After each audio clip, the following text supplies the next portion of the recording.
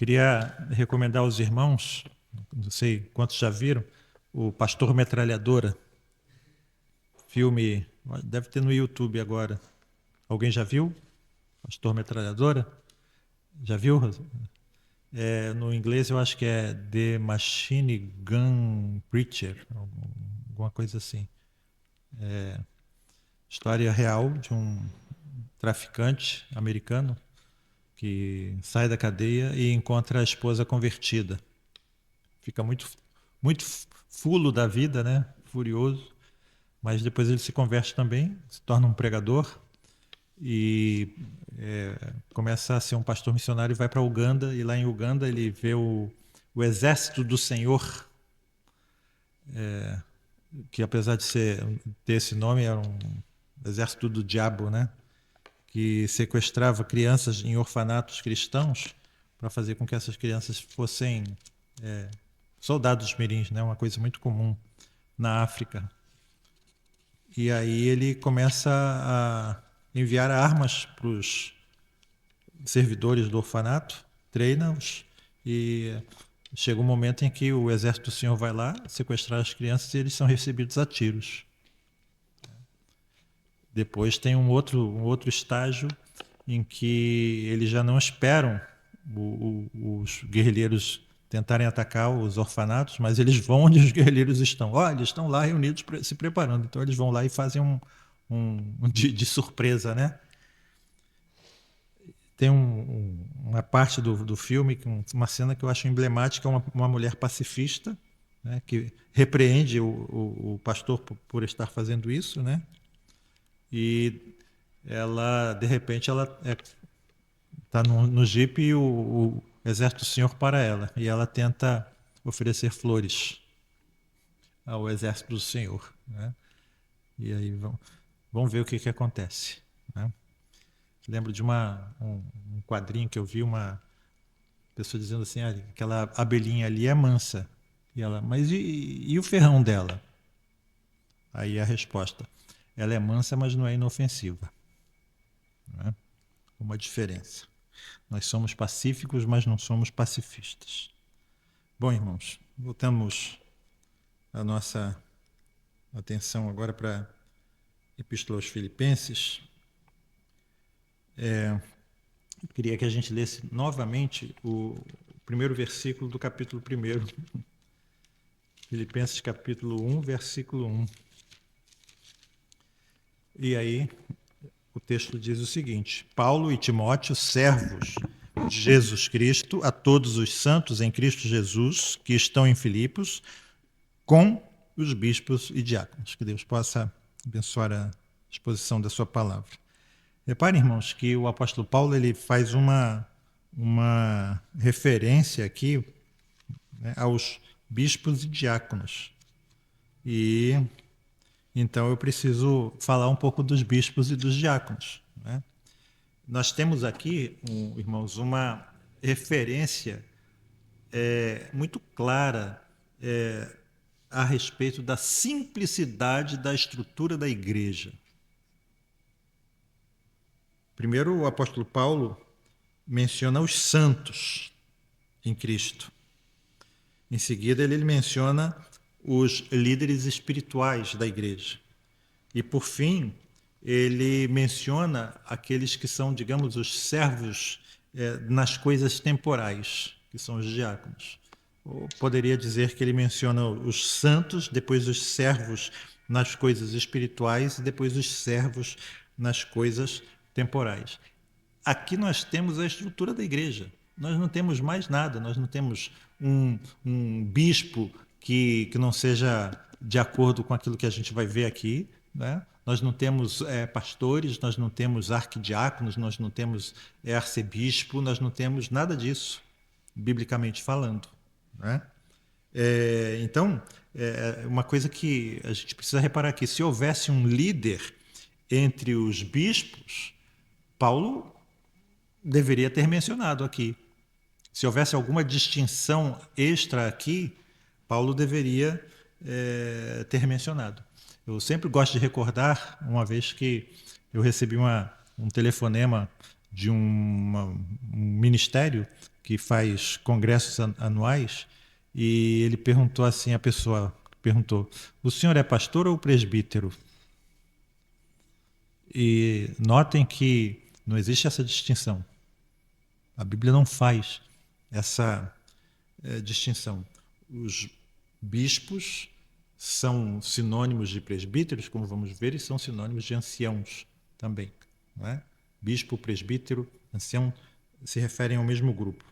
Então, os bispos e diáconos aqui, reparem também, eles não formam um grupo à parte, um grupo separado, um grupo especial. Eles fazem parte dos santos de Deus, dos santos que estão em Cristo Jesus. E aqui essa palavra santos, nós também precisamos destacar. É uma palavra muito preciosa, muito cara ao apóstolo Paulo. Ele retira essa palavra do Antigo Testamento.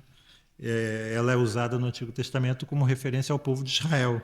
É o povo santo, o povo consagrado a Deus.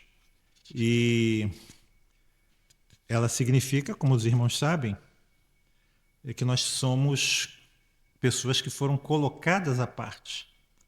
Os santos são pessoas que não pensam como as outras pessoas pensam, que não se veem mais da mesma forma que as outras pessoas se veem e que também não se comportam como elas se comportam. Eu quero citar aqui só entre tantos e tantos, né, o Salmo 49, 20, eu vou citar aqui na NVI. O homem, mesmo que muito importante, não tem entendimento.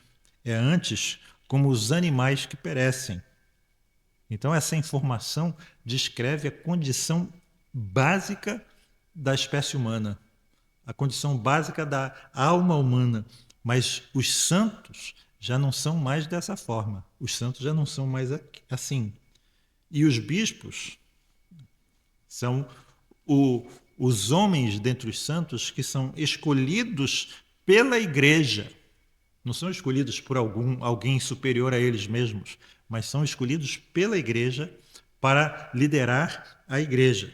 Em outros lugares, como a gente viu, a Bíblia chama esses homens de presbíteros. Quando o apóstolo Paulo dá instruções aos presbíteros da igreja de Éfeso, em Atos 20, 17 e 28, ele chama esses presbíteros também de bispos.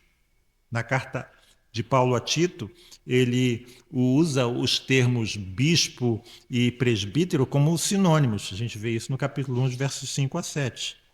O termo presbítero vem do hebraico, que é ancião. Ele é traduzido para o grego e enfatiza a maturidade da pessoa. E o termo bispo acentua as funções e a responsabilidade desses homens, supervisores, superintendentes. Uma das prioridades do apóstolo Paulo era estabelecer em cada igreja que ele fundava presbíteros. É interessante, os irmãos devem saber de cor, Atos 14, 23, onde na primeira viagem missionária, quando o apóstolo volta, ele vai visitando as igrejas que ele fundou e ele vai em cada igreja estabelecendo presbíteros. E diz o texto que em cada igreja, por mútuo consentimento, Paulo elegia presbíteros, né? Por eleição, por mútuo consentimento. E aqui eu só quero destacar a importância da nossa versão. Nós não somos, digamos assim, exclusivistas. Podemos ler outras versões, fazer comparação com outras versões, mas aqui eu vi aqui a versão na linguagem de hoje, diz assim: em cada igreja os apóstolos escolhiam presbíteros. Só isso. Reparem, tirou o mútuo consentimento e tirou a eleição. Como se fosse, aqui dá a entender que eram os apóstolos que escolhiam os presbíteros. Então a nossa versão, né, é bem mais detalhada e completa. Aqui eu queria citar um texto do Vincent Cheung. Pode? Uhum.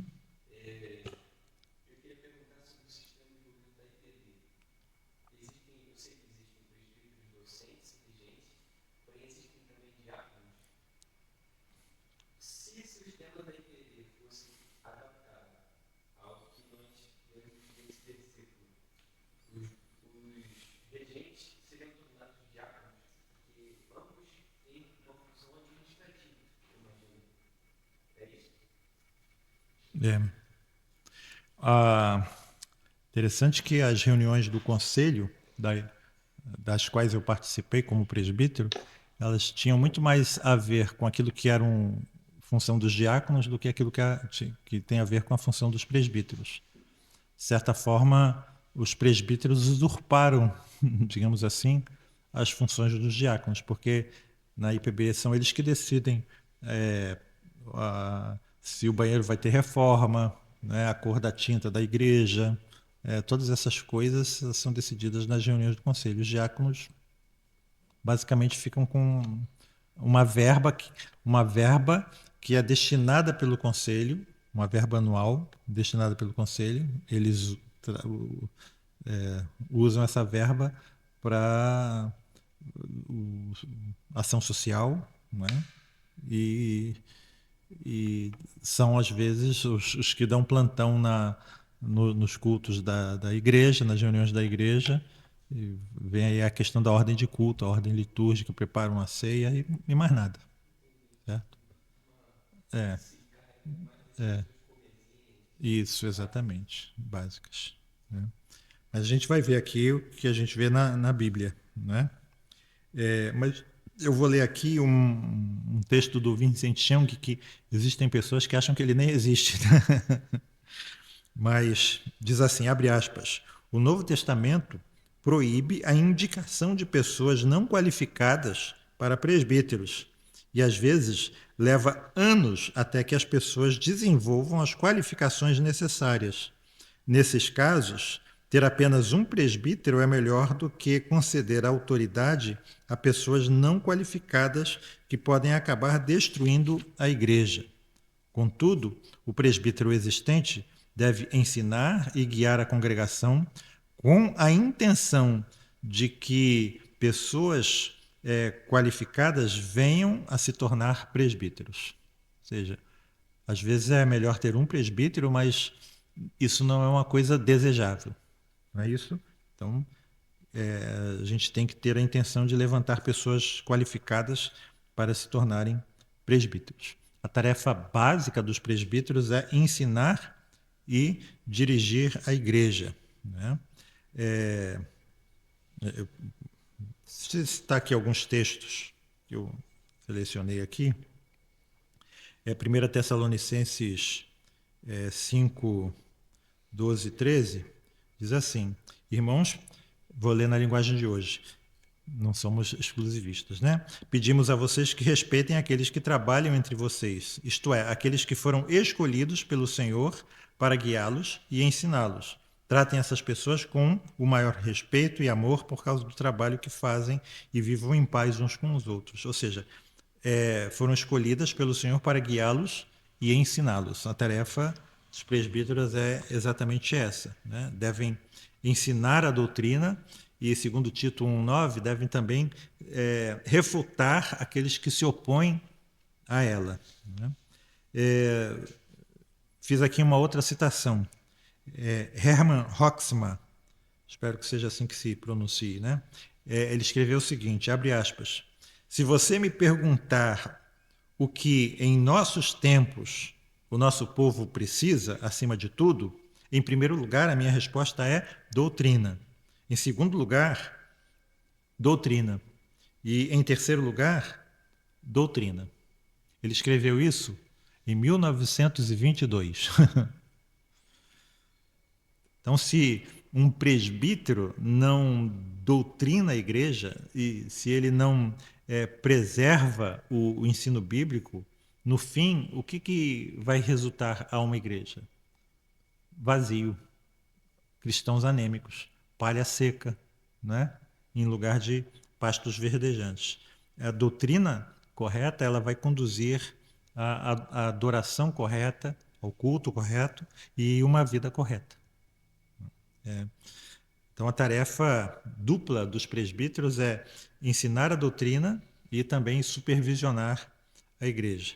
Mas repare que a responsabilidade da igreja ela implica em muitas tarefas práticas também. Então, se os presbíteros tiverem que desempenhar também essas tarefas, eles não vão desempenhar bem as suas responsabilidades principais. Então, essa é a razão porque existem também os diáconos. Né? Os diáconos são os responsáveis pela administração material da igreja. E a origem do diaconato, os irmãos sabem, está onde? Em Atos? Atos 6. Não é? Atos 6. Os apóstolos disseram lá, em Atos 6, que não seria correto que eles negligenciassem o ministério da palavra para tomar conta das mesas. E então, quem cuida das mesas? Os diáconos. Eles são os responsáveis por todas as atividades, digamos assim, práticas da igreja. São eles que devem ordenar a distribuição da comida, a ação social, a administração dos bens, a manutenção, a limpeza do local de culto, e entre outras coisas. E as qualificações do diaconato, elas são tão elevadas quanto as qualificações dos presbíteros. A gente vê isso em 1 Timóteo 3 e Tito 1. Né? Mas a gente pode dizer assim, eles desempenham as tarefas, entre aspas, práticas, e os presbíteros desempenham, entre aspas, as tarefas teóricas, digamos assim. Então, mas reparem uma coisa aqui importante.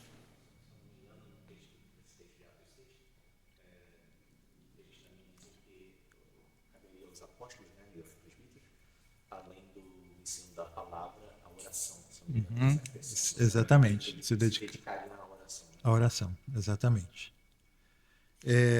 Mas, reparem, embora os presbíteros devam se dedicar mais a essas tarefas, digamos assim, espirituais, né, ou teóricas, ou doutrinárias, ou de ensino, nenhum presbítero deve pensar que existem tarefas na igreja que estejam abaixo da dignidade deles, digamos assim. Né? Ter o encargo de presbítero não o coloca acima dos outros santos que estão em Cristo. Então, embora o presbítero, de maneira geral, ele deva dedicar o seu tempo ao estudo e, como o Henrique disse, à oração, se esse presbítero pensa que é importante demais para lavar um banheiro, para varrer ou passar pano no chão, ou para servir uma refeição, para arrastar um móvel, ele não é digno do cargo. Ele não está qualificado para ser presbítero. Então, a igreja jamais deve permitir que pessoas arrogantes, né, criem asas. A igreja nunca deve indicar ou votar em pessoas não qualificadas para a liderança. Sempre que uma pessoa não qualificada assume a liderança, problemas ocorrem. Então, Tiago 3:1 mostra que isso pode ser muito perigoso, tanto individualmente quanto coletivamente, né? Que uma pessoa não qualificada venha a se tornar presbítero. Por isso, a igreja precisa ter certeza de que o candidato a essas funções ele satisfaz aquelas qualificações bíblicas de 1 Timóteo 3 e Tito 1. Note que também, se alguém deseja alcançar o presbiterato ou o diaconato, ele também precisa se examinar a si mesmo. É uma coisa muito importante aqui, irmãos, que eu acho que, de certa forma, eu preciso desmistificar aquilo que normalmente na igreja as pessoas dizem assim, o chamado ao ministério. Como que você foi chamado ao ministério, sabe? Então, às vezes, na entrevista para pastores, dizem assim, como foi o seu chamado ao ministério? Reparem que quando Paulo escreve 1 Timóteo 3, ele nos diz assim, se alguém foi chamado ao ministério, ou se alguém acha que foi chamado ao ministério, ele não diz isso. Ele diz assim, se alguém almeja ser presbítero, se alguém almeja o episcopado, você deseja isso, é alguma coisa que começa a borbulhar dentro de você. A alegria de ensinar, a alegria de transmitir certas coisas. Então, eu quero transmitir isso para outras pessoas. Eu quero ensinar isso para outras pessoas. Então, eu me vejo sendo responsável por outras pessoas. Eu me sinto bem quando eu faço isso. Né? Então, é uma coisa que brota dentro de você, esse desejo. Se a gente pode chamar isso de chamado, amém. Provavelmente é isso, é o chamado. Mas reparem, o apóstolo Paulo descreve isso em termos de você vir a desejar, a almejar essa responsabilidade, esse encargo. Mas reparem, esse desejo vem de quê?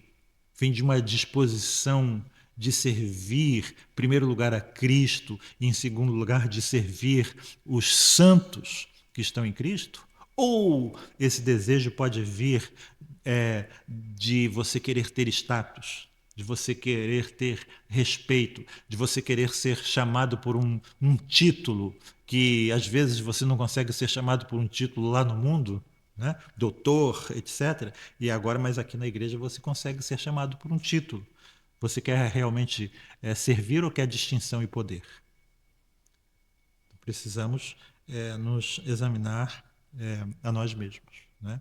E também nós, como igreja, precisamos também ter muito claro na nossa mente que, embora nós devamos obediência a esses homens, aos presbíteros e aos diáconos, eles não receberam nenhum tipo de autoridade para dominar sobre os santos do Senhor, como fazem aqueles descrentes, descritos em Mateus capítulo 20. A autoridade foi dada aos presbíteros para que eles possam exercer a responsabilidade de edificar a igreja e de servir o povo de Deus. Eu selecionei aqui 2 Coríntios, capítulo 10, verso 8. Mais uma vez vou ler na linguagem de hoje. O Senhor Jesus me deu autoridade sobre vocês, não para destruí-los, mas para fazê-los crescer espiritualmente. E embora eu tenha me orgulhado um pouco demais da minha autoridade, não tenho nada de que me envergonhar. O apóstolo Paulo. Né? Então, eis aí a autoridade que os presbíteros têm sobre a igreja. Então, se alguém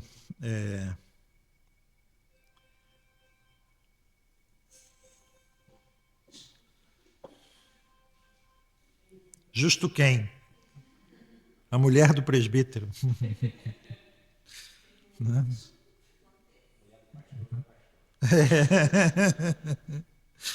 Então, irmãos, se alguém desejar ser presbítero para obter algum tipo de benefício, para ser chamado por um título qualquer, né? Como Jesus chama essa pessoa? Chama de mercenário, né? E não de pastor. Jesus disse uma coisa muito importante: quem quiser se tornar grande entre vós, seja o vosso serviçal.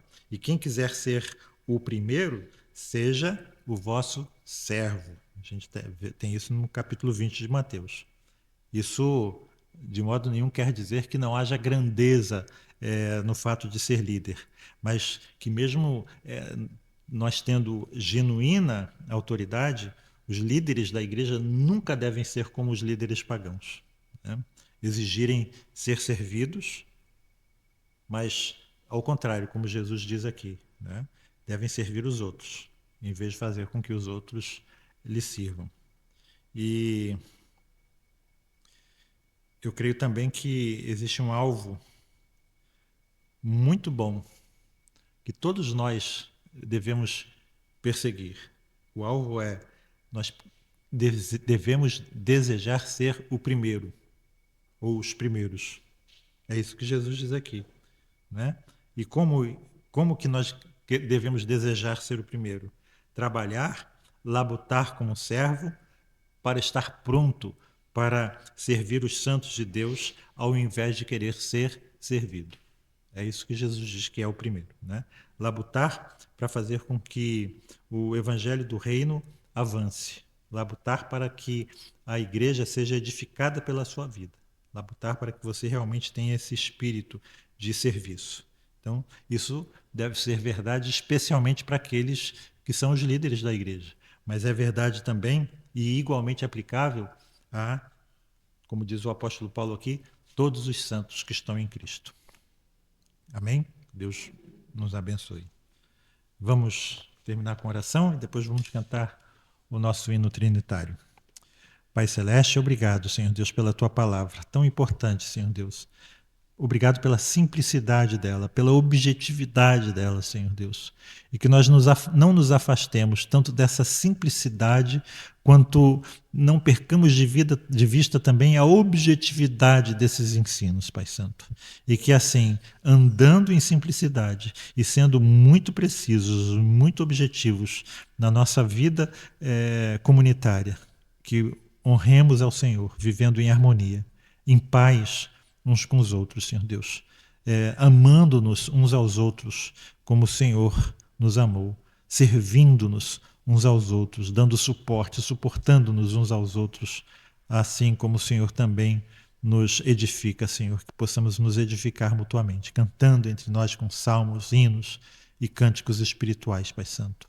Que assim seja, para a glória do seu santo nome, Senhor Deus, para o progresso do Evangelho neste mundo, Senhor. E assim que possamos te honrar com as nossas próprias vidas. No nome de Jesus. Amém. Glória seja ao Pai, ao Filho e ao Santo Espírito.